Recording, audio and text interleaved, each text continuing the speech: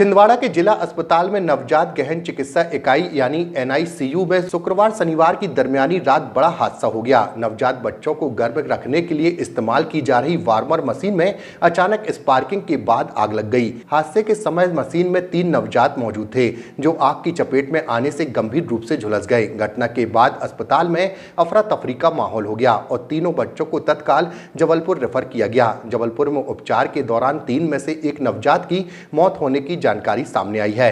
मृत नवजात के माता पिता के नाम आदित्य और शिवानी वर्मा बताए जा रहे हैं। घटना के बाद परिजनों में गहरा आक्रोश और माताओं का रो रो कर बुरा हाल है।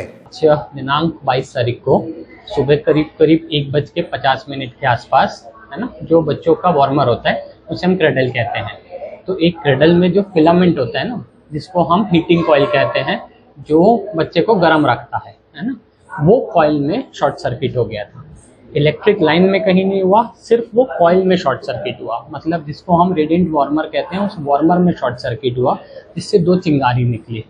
क्या है समस्या, ये है कि वहीं से हमारी ऑक्सीजन ट्यूबिंग्स भी आती है ना। उस क्रडल पे जो 3 बच्चे थे, उसमें एक बच्चा जो था वो कंजेनिटल डायफ्रामेटिक हर्निया का बच्चा था, जो कि एक सर्जिकल कंडीशन होती है, जो ठीक कंडीशन नहीं होती है। ठीक है, क्योंकि कल रात में भर्ती हुआ था, उसको आज रेफर करना ही था वैसे भी, क्योंकि हमारे यहाँ कोई पीडियाट्रिक सर्जन है नहीं, तो वो ऑपरेट ही होना था उसका। ठीक है, और 2 दूसरे बच्चे थे, उसमें डिस्ट्रेस के लिए बच्चा था और एक कम वजन का बच्चा था।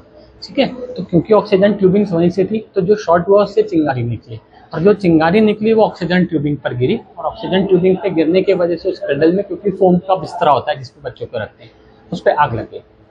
ठीक है, 15 सेकेंड के अंदर स्टाफ के द्वारा उसको वहां से हटा लिया गया, बच्चों को निकाल लिया गया। क्योंकि फोम का गद्दा था, तो 15 सेकंड में उन 2 बच्चों को थोड़ा सा बर्न इंजरी आई है। एक के हाथ में और थोड़ा सा कंधे पर है, और एक के स्काल्प रीजन पर है। ठीक है, तत्काल उसको निकाल के क्रेडल को बाहर कर लिया गया।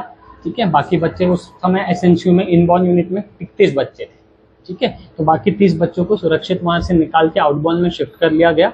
इन 3 बच्चों को प्राथमिक उपचार देने के बाद इनका एक सर्जिकल कॉल करा के, एक ENT और एक ऑप्थन कॉल कराकर, है ना, सर्जिकल वालों से ओपिनियन लिया गया। तो उन्होंने कहा कि हमारे यहाँ कोई पीडियाट्रिक सर्जन नहीं है, तो इनका थोड़ा सा एक बेटर उपचार के लिए इन्हें जबलपुर रेफर करना होगा। तो हमारे यहाँ से 2 डॉक्टर साथ में गए और उन्हें करीब सुबह 8 बजे वहाँ जबलपुर में ड्रॉप कर दिया गया। अभी उनका उपचार वहाँ पे चल रहा है और अभी तीनों बच्चे सुरक्षित हैं।